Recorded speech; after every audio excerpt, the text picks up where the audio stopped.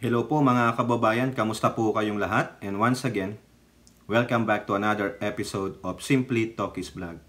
Ang pag-uusapan natin mga kababayan ay itong tungkol sa West Philippine Sea. Kasi meron pong magandang balita sa Philippine Coast Guard at ganun din po meron pong napalitan na opisyal dyan sa West Philippine Sea.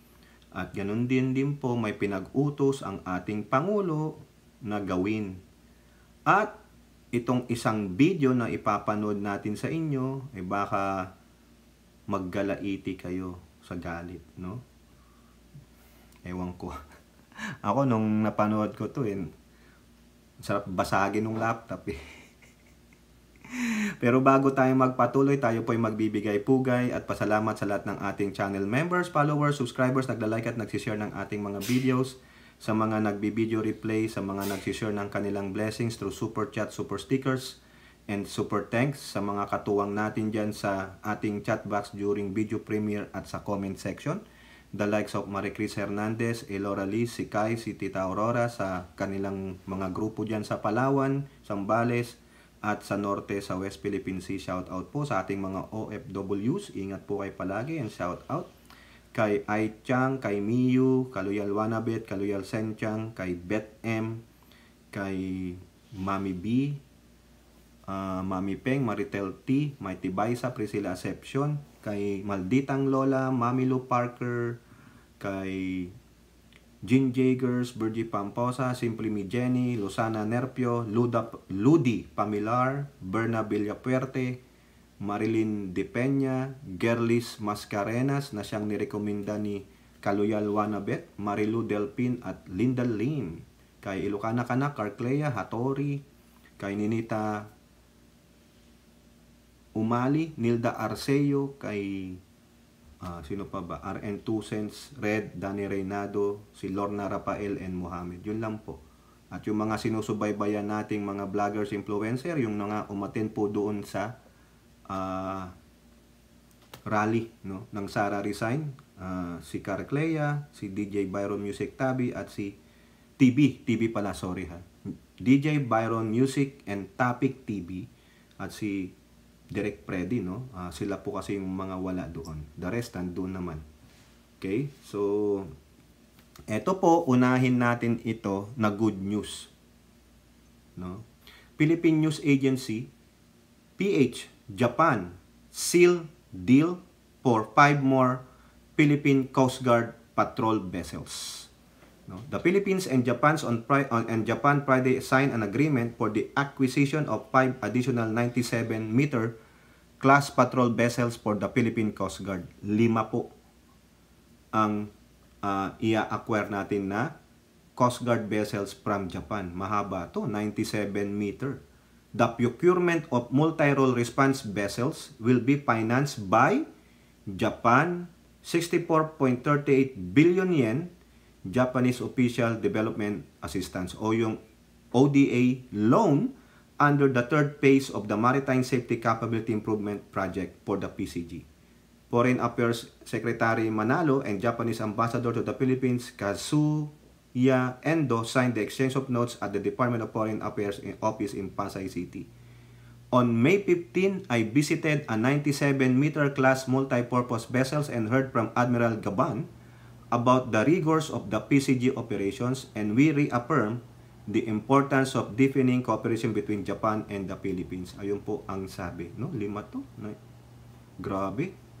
97 meters. So, ilan na ba meron tayong ganun?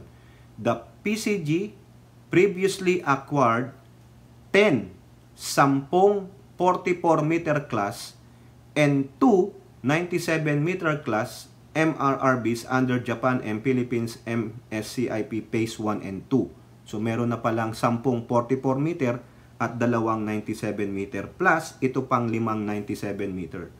The 2 97-meter patrol ships BRP Melchora Aquino and BRP Teresa Magbanwa, the biggest in the PCG fleet, had been used to patrol the West Philippine Sea and have escorted civilian boats. Dadalawa lang pala ito. Kaya kailangan pa ng maraming 97. Ba't di nyo pa gawing 10 para pair? para i-cordon nyo ang ating buong bansa. Hindi lang dyan sa West Philippine Sea, pati sa Eastern Seaboard natin. Kasi nakakapasok po dyan yung mga research vessel ng mga Chekwa. Okay? So, ito naman mga kababayan, ipapanood kong video sa inyo from UNTV. Ang title po nito, Malaking Tubo Ibinaon Umano ng Chinese ship sa Baho de Masinloc, Bahura. Bantay sarado. Kumbaga, bantay sarado na po yung Baho de Masinloc o yung Scarborough Shoal dyan sa Masinloc. Talagang kinordon na po yan. Tapos may nakita pong mga tubo na nilalagay dyan ang mga Chekwa. O ito po, panoorin nyo. Ito yung nakakagalit. No? Dapat dyan, tanggalin yan eh. No? Ito po. Ngayon daw po, tinaboy na sila, hindi na sila pinapayagan doon kasi nagkaroon na ng activity sa loob. So may nakabantay na doon, meron lang itinatay yung tubo sa gitna ng Baho de Masinloc. Ito ang nakuhang detalye ng grupo ng sibilyan na nakapasok sa 20 nautical miles ng Baho de Masinloc at nakapamigay ng tulong sa mga mangingisda doon. Ayon kay Mark Figueras, leader ng sibilyan na matapang na sinuong ang panganib para lamang magawa ang kanilang misyon. Sumbong sa kanila ng mga mangingisda, nasa 1 buwan na sila nang pagbawalan sila ng China na makalapit sa mismong Bahura. Yung huling nakausap ko po bago matapos yung namin doon, umalis kami, ang sinasabi nila sa akin, yun, kinokol ko po yung mga tag-gobyerno natin. 1 month bago mangyari ito, dati nakakadikit pa sila ng around mga 100 meters, 50 meters sa Baho de Masinloc. Napansin din ng mga mangingisda ang paglalagay ng tubo sa loob ng Bahura, pero hindi na raw nila alam kung ano at para saan ang malaking tubo dahil pinagbawalan na silang mangisda malapit doon. Pinalibutan na rin daw ang paligid ng Bahura ng mga Chinese Coast Guard vessel. 4 ang nagbabantay sa bukana at 5 PLA Navy ang nasa loob. Hinihingan din ng mga huling isda ng mga Chinese ang mga Pilipinong mangingisda roon. Samantala, ibinahagi din ni Mark kung paano sila nakalusot sa mga Chinese vessel malapit sa Baho de Masinloc. So, nag-disguise kami as fisher folks. So, umalis kami rito, naglayag kami. Then, after po ng paglayag namin, around 11:30 ng gabi, nakarating po kami around 20 nautical miles away from Baho de Masinloc. Ang grupo ang advance team ng civilian convoy na palihim na pumasok sa 20 nautical miles para maihatid ang food supply at diesel sa mga Pilipinong mangingisda malapit sa Bahura. Anya, umabot sila hanggang 20 nautical miles mula sa Bahura para hindi pag-initan ng mga barko ng China. Nagpanggap sila bilang mangingisda. Sa isang payaw, tumambay ang grupo hanggang umaga. Dito, unti-unti nang nagsidatingan ang mga mangingisda sa lugar. Pero sinundan na rin sila ng Chinese Navy. Standby, standby. Tumayo ngayon ako, nag-advise ako sa mga kasama ko, pakibaon nyo yung camera nyo. Wala munang camera, walang ilalabas. Aklas as fisher folks lang. Hasta mangingisda tayo, umawak ng mga payaw, dyan na tayo, tambay lang. Pagkatapos ng 1 oras, lalo pang dumami ang mga mangingisda, kaya wala na silang magawa kundi ipamahagi ang mga tulong. Dito, lakas loob na rin nilang inilagay ang tarpaulin bilang bahagi ng civilian convoy. Dito umpisa na silang sinundan ng mga barko ng China. 2 maritime militia ang nakahalata na sa kanila, kaya bahagya silang lumayo sa lugar. Subalit pinuntahan na sila ng helicopter ng China. Nung malayo pa lang yung Navy, kinakabahan ako. Pero nung lumalapit, parang hindi na ako kinabahan. Parang mas natuwa pa ako dahil andito na sila. Sabi ko, parang laban na to. Parang laban to. Nawala po yung ko. So, totoo lang, ganun pala yung nararamdaman. Totoo yung sinasabi nung nagpahabol na fisher folk na nakabangka. Sabi niya, mas maasar sila, mas mabuti. Ganun din pala talaga. Sa kabuuan, umabot sa 6,000 litro ng diesel, 870 relief packs ang naipamigay ng civilian convoy sa mga mangingisda. Pangunahing nabigyan ng tulong ang mga mangingisda mula sa bayan ng Masinloc. Sa gitna ng unti-unting pagtaboy ng China sa mga Pilipinong mangingisda sa Scarborough Shoal, lumalakas ang mga kalooban ng ating mga kababayan na ipaglaban ang kanilang karapatang malayang mangisda sa ating likas na yaman kapag mayroong nakikitang ganitong puwersa na nais silang suportahan. So yung aming pakiramdam ngayon na halos ibus namin yung aming buhay sa pakikipagsapalaran sa pangingisda sa Baho de Masinloc ay ngayon ay lalong mas tumibay at umigting yung aming pakikibaka sa lugar na yan sapagkat wala kaming ibang bangko ng aming kabuhayan kundi ang tanging bangko lamang namin ay ang karagatang West Philippine Sea. Nagpapasalamat ang mga mangingisda sa mga ganitong suporta ng ating mga kababayan. Umaasa rin sila na marami pang Pilipino ang mamumulat at susuporta sa kanila pagdating sa usapin sa West Philippine Sea. Ryan Lacanlale, UNTV News and Rescue. Diyos ang aming sandigan, serbisyo publiko ang aming pinahahalagahan. So yan po no mga kababayan, nakakatuwa naman no, pero ang nakakalungkot, ito lang yung nakakaasar eh. Yung sinabi ng mga mangingisda natin na pinaliburan na po. Biruin nyo, sa entrada may mga Chinese militia vessels, tapos sa loob 4 o 5 PLAN, mga Navy ships ng Chekwa ang nandun sa Bahura. Tapos, may mga tubo na itinatayo. Ano yun? Ano yun? Ano nangyari? Paano sila nakagawa ng ganyan? Anong nangyari sa Coast Guard natin? Diba? Ano na yung nangyari sa LGU ng lalawigan na yan na bayan ng Masinloc? O sa Zambales, ano nangyari? Governor Ebdani. Nasa ating West Philippine Sea yan, exclusive economic zone. Bakit nandyan? Pinalibutan na po, kinordon na. Paano yan? Paano matataboy ang mga yan? Nandyan na yung mga kanilang parang gray ship. Navies. Pandigma. Nagbabantay na. Paano na? Ano na gagawin? May mga kagamitan na sila. Baka i-reclaim na yan o sumisip-sip na sila kung ano man yung dapat sip-sipin doon. Eh yung sinasabi ng ating kaibigan, si Elora, yung lugar na yan is punong-puno. No? Ang daming isda dyan. Nakita nyo yung huli nila? Diba? Kinordon na.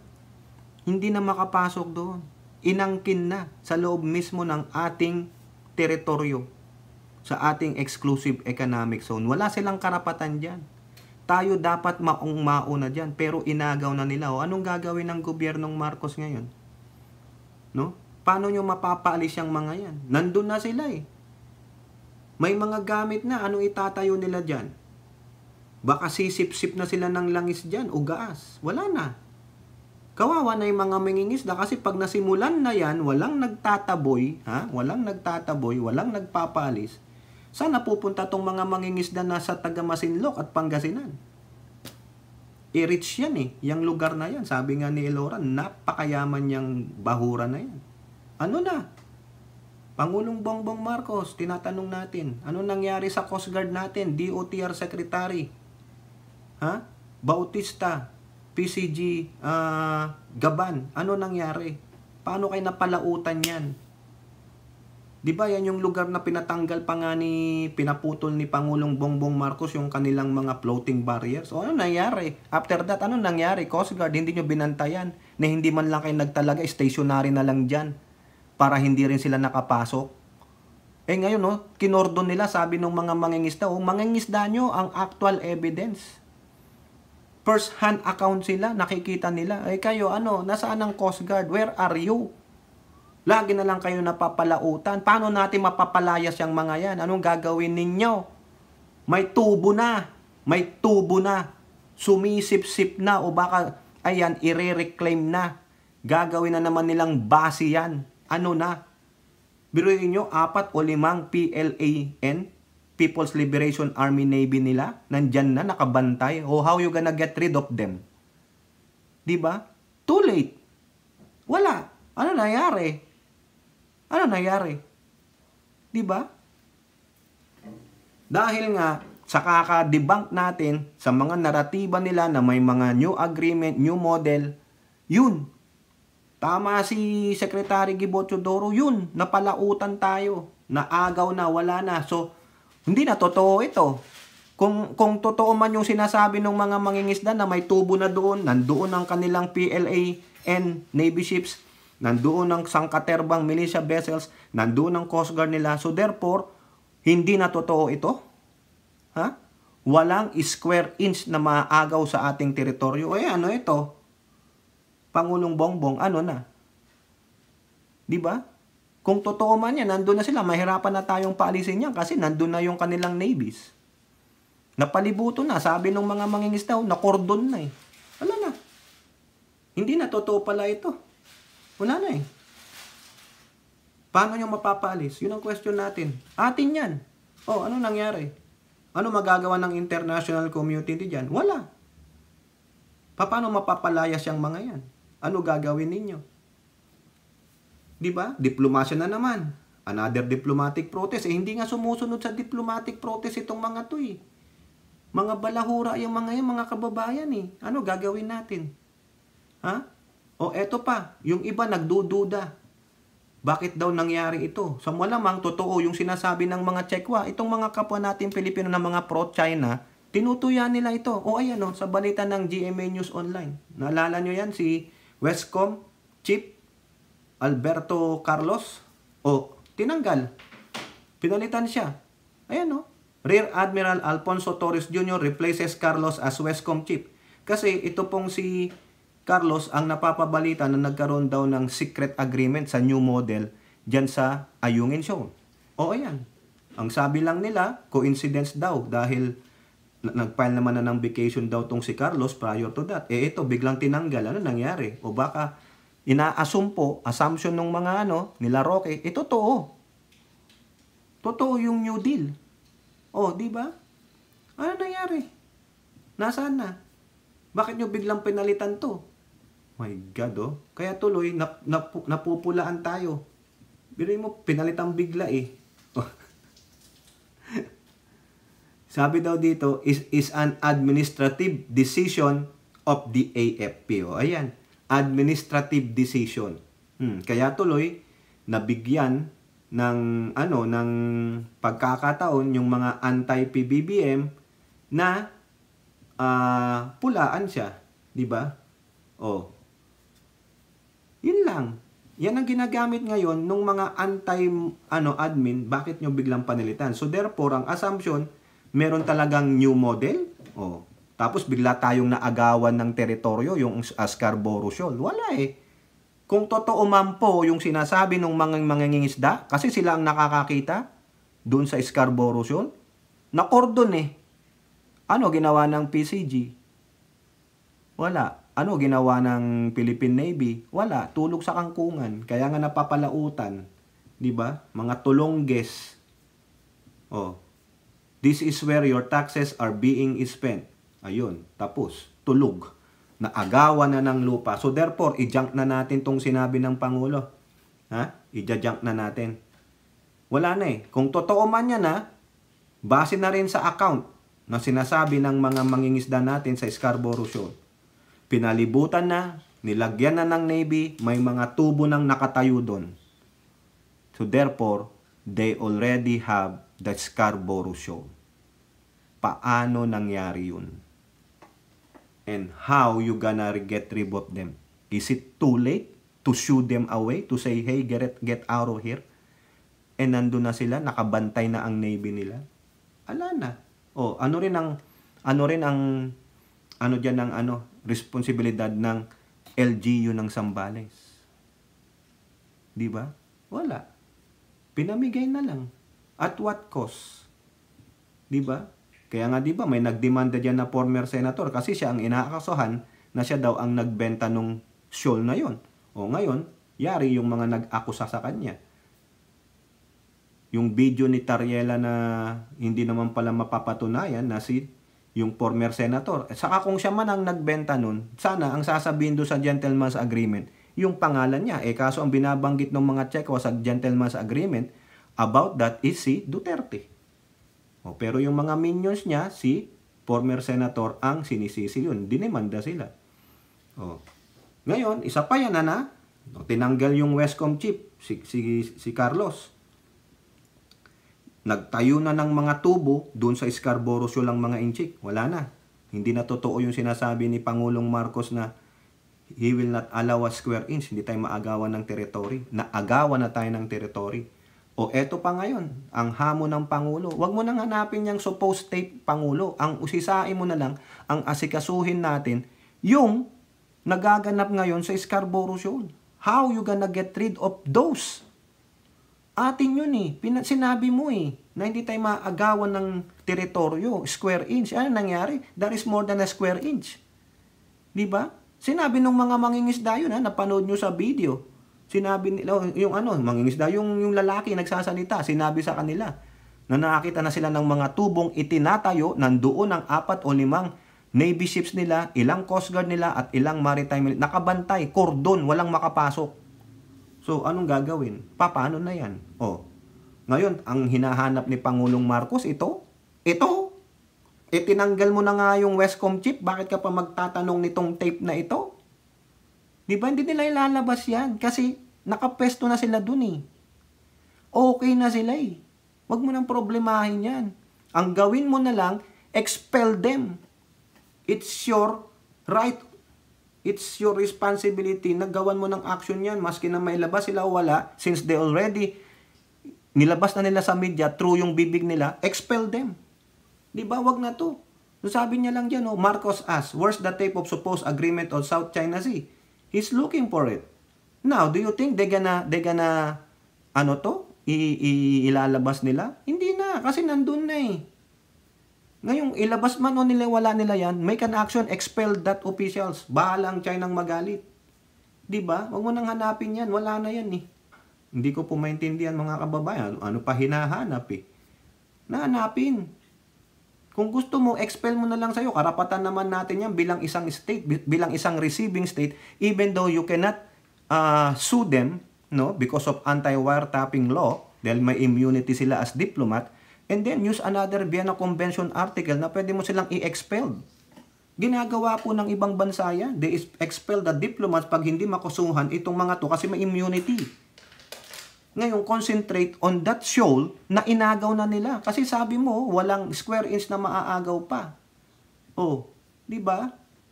Ngayon, ipinag-utos niya pa ngayon, mga kababayan. Pinag-uutos niya, base dito sa report ng Philippine News Agency, Marcos 6 probe on China's wiretapping of AFP official. Okay, do that.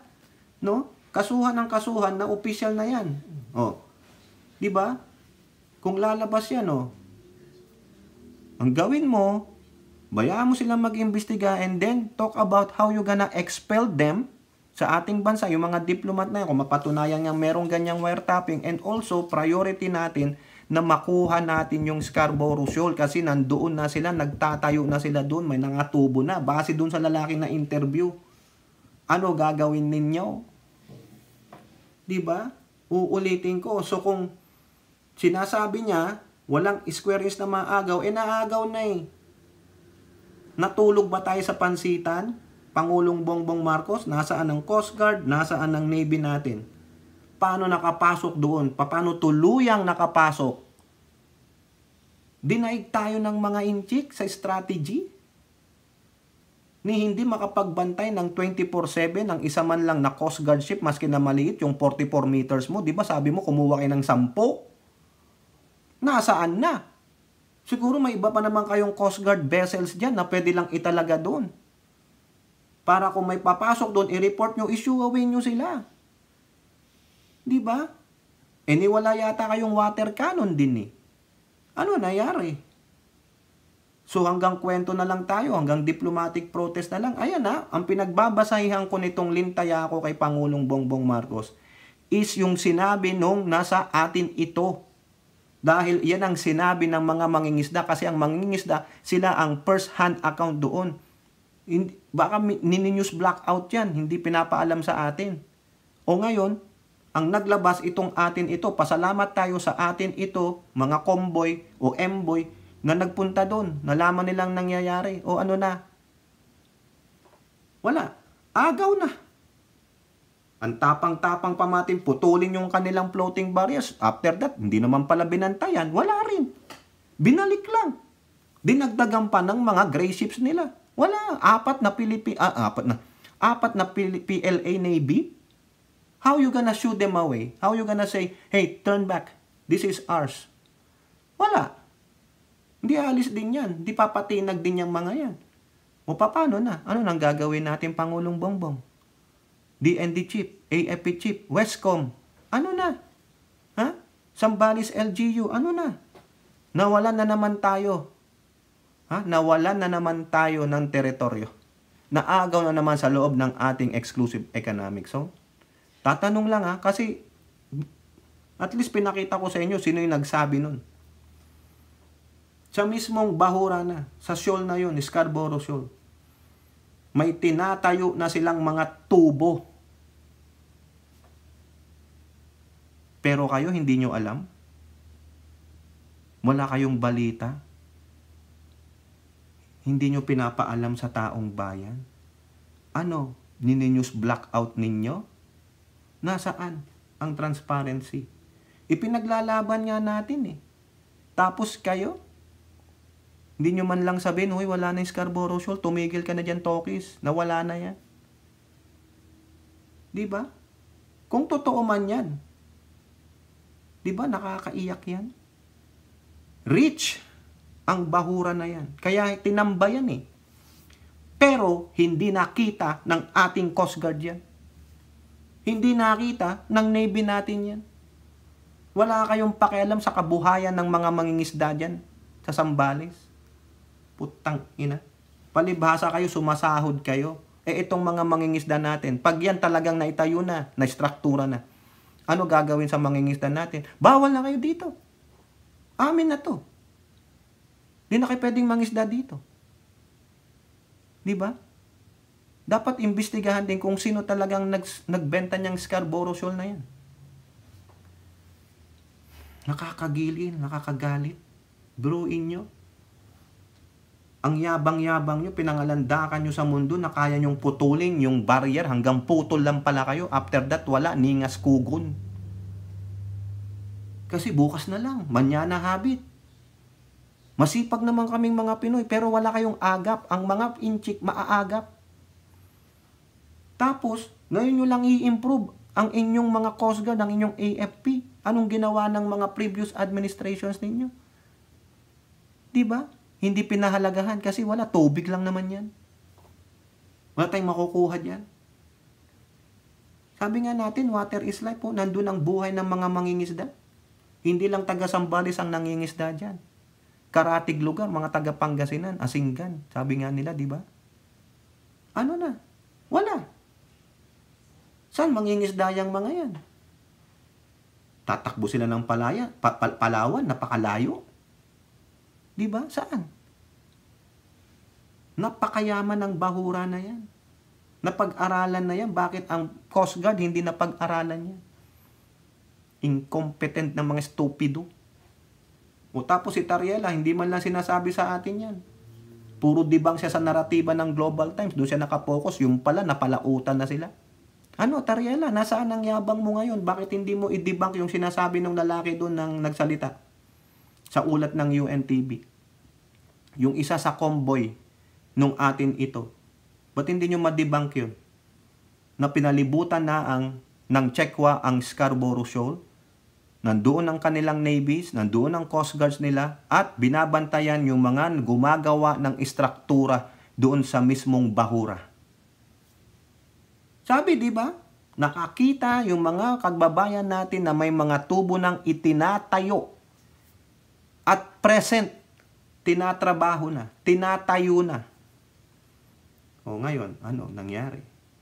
Nasaan yung yabang natin na pinutol nyo lang pala yung floating barriers tapos umalis na kayo? Hindi kayo nagbantay. Kaya kayo napalautan. May dapat ba tayong sisihin dito? Yes! Sino? Sino sisisihin? From the top. Wala eh. Hindi pinag-utos na bantayan. Tulad nung ginawa sa Skoda. Bantayan. Eh yung pala, nandun lahat sila sa Scarborough Shoal. Habang nakabantay tayo doon kinonsentrate sa Skoda, wala tayong bantay sa Scarborough Shoal. Ba't hindi nyo mabantayan yung mga hotspot na gusto nilang angkinin? Ayun, wala na. Hindi na totoo ito. Ha? Ano na, Teriela? Nasaan? Kung totoo man yung sinasabi ng lalaki, base sa impormasyon na binigay sa kanya ng mangingisda. Ha? Paano nyo pasisinungalingan yan? Diba? News blackout? Wala eh. Paano natin pagtatanggol ang atin ito? Useless. Tapos magpapay lang kayo ng diplomatic protest. Hindi nga nakikinig yung mga yan. Wala rin gagawin ng international body kasi abala sila sa ibang mga wala. Tinatawanan lang kayo ng China. Pinagmumura nga natin sila dito pero okay lang sana kasi tawang-tawa sila. Akala nila Skoda o yung Sandy case yung pala diversion. Diversion eh. Yung pala Scarborough ang target. Hindi nyo nakita yan? Kinonsentrate nyo sa Sandy case, mga Coast Guard nyo, pero iniwan nyo ang Scarborough Shoal. So, mas mahalaga yung Sandy case. Hindi mahalaga ang Scarborough Shoal. So, parang pinatay nyo na rin yung kabuhayan ng mga mangingisdang Sambales dyan. Ano yung discriminating? O di kaya, dahil gago, mga ganid din yung LGU ng Sambales. Bayaan nyo na. Bigay nyo na. Paano? Kawawa na naman yung mangingisda, pero kayo, sitting pretty kayo sa mga di-aircon yung bahay at mga opisina. Di ba? Ano na? Sino sisisihin? From the top. Walang sino-sino. Pinaglalaban niya, kinakampihan nga kayo, pero ano nangyari? Ang pinagbabasihan ko, yung sinabi ng lalaki, base sa impormasyon ng mangingisda. Pero ba't hindi mapalagan niya ni Teriela? Nasaan siya? Ayun, sa kakadebunk niya sa Global Times. Yun. Ano nangyari na? Commodore Teriela ng PCG, spokesperson for the West Philippine Sea. Sa Philippine Navy, wala. Westcom, wala. DND chief, wala. Tapos yabang-yabang natin, atin ito. Weh, sabi ng China, inyo ito. O yan o, ito na o. Ito na yung tubo, nakasaksak na o. Sige nga, sugurin nyo nga kami. Nandyan ang Navy namin. Wala. Diplomatic protest na naman tayo. Hanggang dun lang, wala na. Di ba nakakagalit? Ang hirap ipagtanggol eh. Kasi, masipag nga tayo makipagtanggol, pero yung mga katuwang natin, natutulog sa kangkungan. Yung sabi nga ni Larry Gadon, nandun sa mga beer house. Tangina nyo, hayop kayo. Wala rin pala. Ngaw-ngaw lang tayo. Naagaw. Base yan Base yan dun sa report Hindi tayo magngangaw-ngaw dito, maglilintaya kung wala tayong pinagbabasihan. Ayun ang sabi nila. So therefore, I'm assuming that's true. Kasi nandun yung mangingisdang mga taga-Sambales eh. Sila ang nakakita niyan first hand eh. So therefore, anong sabi nila? Mayroon bang Coast Guard natin? Wala. Wala silang nabanggit na Coast Guard natin. Nasaan yung Coast Guard natin? Wala nga silang kasamang BIPAR o Coast Guard doon. Diba? Isipin ninyo. Kung may Coast Guard tayo doon, babanggitin ng mangingisda doon sa lalaki na yon. Eh wala eh. Wala. Wala man lang, after nung putulin yung, diba sabi ni Pangulong Bongbong Marcos, putulin nyo. Hindi man lang sinabi, bantayan nyo. O ikaw gaban, lagyan mo ng isang Coast Guard yan. Bantayan ninyo para hindi na makordon. O bantayan nyo lahat nung maglagay ka ng 44 meters mo dyan. 10 ang 44 meters mo at iba pa. Kasi 10 yung in-order mo, 97 meters. Kung dumating na yung 10, bakit hindi mo nilagay sa bawat natin dyan, sa Palawan at sa Sambales? Walang nabanggit yung mangingisda natin doon sa lalaking ini-interview na may Coast Guard presence tayo doon. Wala. Ang sinabi niya, Chinese militia vessels, Coast Guard, and Navy ng Inchik. Tapos may tinatayo ng tubo. So therefore, ang isipin ko, wala na. Hindi na totoo ito. Naagaw na. So, paano pa ipaglalaban? Pinaglalaban natin sa bunganga. Tapang-tapang natin. Yung pala, wala tayo sa gawa. Hindi kayang bantayan ng Coast Guard. Wala yun. Naagaw na. Tuwan-tuwan China. Sige, mag-away kayo dyan. Ikaw, Tariela, sige, debunk mo yung Global Times. Debunk mo ng debunk. O, yun. Diba? Kayo dyan, i-debunk nyo to, yung new model, tanggalin nyo to, ganito. Eh, so sila, tuwan-tuwa, abala sila doon. Diba? Ang agap ng mga inchik. Masipag nga kayong mga Pinoy. Masipag kayong mag-debunk. Pero wala kayo sa aksyon. O yun, naka-aksyon na sila. Diba? Wala eh. Kaya tigil na natin tong West Philippines na to. Walang patutunguhan ito. No? Dahil naagaw na yung Scarborough Shoal eh. Base doon sa sinasabi nun wala na yan. Tatayo na struktura dyan. Mamaya yan, di na makalapit ang mga mangingisda dyan. Isushoe away na yan. Wala eh. Di ba? O kayo po, ano pong inyong masasabi? Comment down below. And don't forget to like and share. Hope to see you on our next videos. Bye-bye. God bless.